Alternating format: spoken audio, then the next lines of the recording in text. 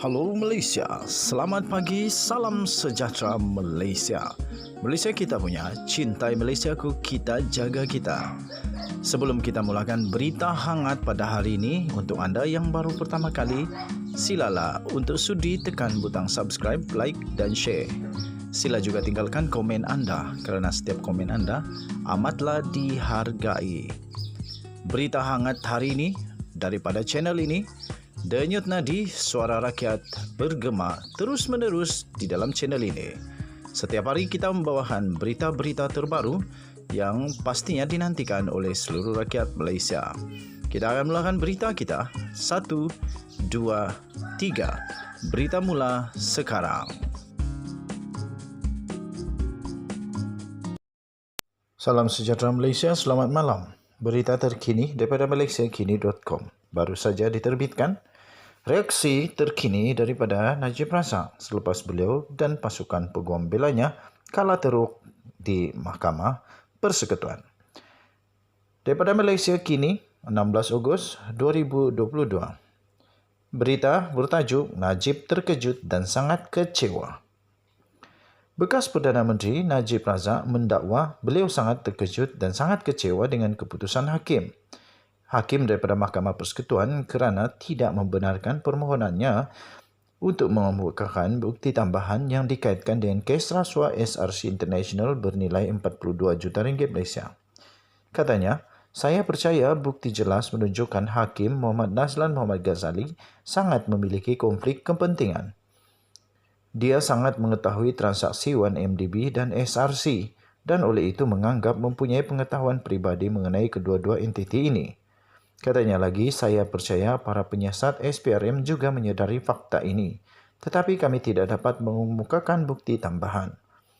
Tambahnya, saya harap dengan rayuan terakhir kami dapat menunjukkan kebenaran perkara itu, kata Najib semasa sidang media di Istana Kehakiman di Putrajaya selepas prosiding Mahkamah Tertinggi Negara hari ini. Sementara itu, Peguam Zaid Ibrahim yang mewakili Najib juga meluahkan rasa kecewa terhadap keputusan Mahkamah Persekutuan yang menolak permohonan untuk mengemukakan bukti baru itu dan tidak membenarkan penangguhan pendengaran rayuan utama selama 3 hingga 4 bulan. Katanya, kami simpati penuh dengan Najib Razak dan keluarganya.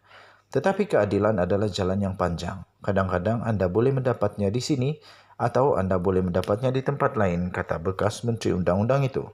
Terdahulu, Ketua Hakim Negara iaitu Tengku Maimun Tuan Mat yang telah mengetuai panel 5 hakim dalam menolak permohonan itu mengarahkan pihak pembelaan meneruskan rayuan utama mereka pada Khamis ini. Katanya rayuan utama akan diteruskan pada hari Khamis ini pukul 9.30 pagi katanya.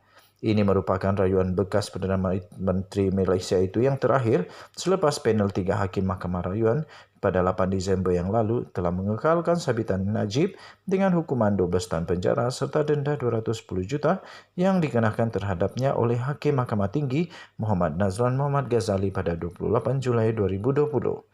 Panel hakim yang lain yang bersidang dalam pendengaran hari ini ialah Hakim Besar Sabah, Sarawak, Hakim Besar Sabah dan Sarawak, Abang Iskandar Abang Hashim dan Hakim Mahkamah Persekutuan Nalini Patamanan, Mary Lim Tiem Suan serta Muhammad Zabidin Muhammad Dia. Dalam menyampaikan penghakimannya itu, Tengku Maimun menetapkan permohonan yang dibuat oleh Peguam Utama Najib, Hisham Teh Potek bagi tempoh penangguhan sekurang-kurangnya 3 hingga 4 bulan ditolak sebulat suara kerana hak bagi perbicaraan yang adil tidak boleh ditangguhkan terlalu lama. Dalam perkara ini, kita perlu ingatkan diri sendiri mengenai arahan amalan Ketua Hakim Negara yang mengatakan bahawa kes-kes yang sebegini perlu diberi keutamaan. Realiti sebenarnya adalah dana awam yang agak besar akan dibazirkan sekiranya penangguhan diberikan dalam kes sebegini yang merupakan satu pilihan mudah. Katanya lagi, perkara 8 Perlembagaan Persekutuan dan Kedaulatan Undang-Undang menuntut perayu dilayan sama seperti tertuduh yang lain. Oleh itu, kami menyatakan sekali lagi bahawa walaupun perayu berhak mendapatkan haknya menukar peguam, dia tidak berhak membuat pilihan ini dengan mengorbankan mahkamah, pendakwaan atau keseluruhan sistem keadilan. Katanya dan menambah pihak pembelaan memohon penangguhan rayuan ini atas sebab mudah bahawa mereka tidak bersedia. Tengku Maimun menegaskan bahawa masa yang diambil untuk kes ini, terutama jumlah hari yang telah ditetapkan untuk pendengaran, bermakna ramai lagi penjenayah dan orang yang dituduh terpaksa menunggu giliran mereka untuk rayuan mereka didengar. Keadilan yang ditangguhkan dalam kes ini adalah juga keadilan yang dinafikan bagi tertuduh yang lain, katanya lagi. Sekian berita, salam sejahtera Malaysia, kita jumpa lagi, bye-bye.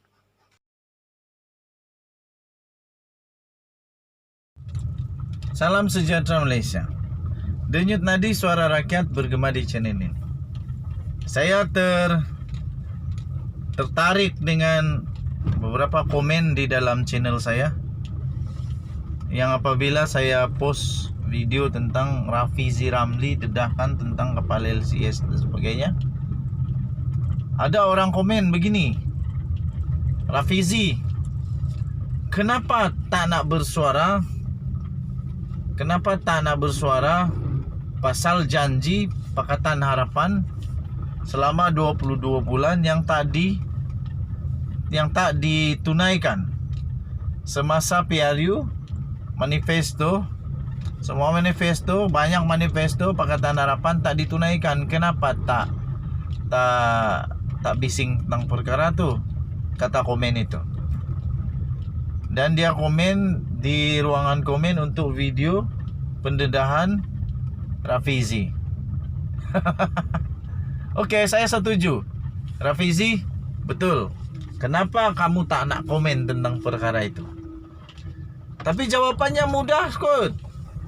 Buat apa Rafizi nak komen? Sebab dia tak ada dalam kerajaan waktu itu. Dia tiada apa-apa kuasa waktu itu dalam kerajaan. Tapi apapun Rafizi, kau kena jelaskan itu jugalah. Jelaskanlah kepada rakyat kenapa, supaya rakyat dapat tahu jelas. Kedua, walaupun begitu, saya pikir apa yang Pakatan Harapan lakukan hanya tak tunaikan manifesto. Tapi berbeza daripada apa yang dilakukan oleh orang-orang yang berkaitan, yaitu pecah amanah, yaitu penyalahgunaan kuasa, yaitu menyeleweng wang, yaitu banyak lagi lah, pengubahan wang haram dan sebagainya. Jadi saya pikir kalau nak serang si Rafizi, bagus kamu orang cari yang seperti apa yang dilakukan oleh orang-orang yang berkaitan, yang menyalahguna wang, menyalahguna kuasa, rasuah, barulah kena. Sebab kalau soal benda yang tak bising pasal manifesto itu, saya pikir Rafizi bukan di keadaan yang betul untuk jawab itu. Sebab dia tiada dalam kerajaan waktu itu. Dia tiada dalam kerajaan, jadi dia tiada pun kuasa. Dia tiada pun kuasa untuk membuat semua manifesto itu. Okey, jadi kalau kamu mau cari poin, mau cari apa itu modal untuk kenakan dan serang Rafizi, kamu cari kes yang kalau ada dia pecah rasuah kah, pecah amanah kah, pengubahan wang haram kah, kalau ada lah baru ngam. Tapi masalahnya macam tiada saja. Itulah masalah kan. Okey, so Rafizi kata dia akan terus menerus untuk bongkar lagi. Jadi cara dia untuk adil, kalau dia bongkar, kamu pun bongkarlah pasal dia. Baru ngam. Jangan cakap yang tidak kena mengena. Gitulah. Okey, jadi Rafizi akan terus mendedahkan lagi. Dia akan dedah lagi, banyak dedah lagi. Bagi saya, pendedahan begini perlu dilakukan supaya pertama rakyat tahu, kedua supaya pada masa akan datang pemimpin-pemimpin, menteri-menteri, orang-orang besar dalam politik tahu bahawa rakyat tidak berdiam diri. Rakyat tidak akan berdiam diri, dan tahu supaya mereka tahu bahawa Di negara Malaysia ada orang-orang yang bijak juga. Ada orang yang bijak, genius juga, yang tahu bagaimana untuk mengeluarkan perkara-perkara yang berkaitan, yang mendedahkan, yang membongkar. Jadi jangan sewenang-wenang buat suka hati ampo aja no. Oke, so, Denyut Nadi Suara Rakyat bergema di channel ini, kita jumpa lagi.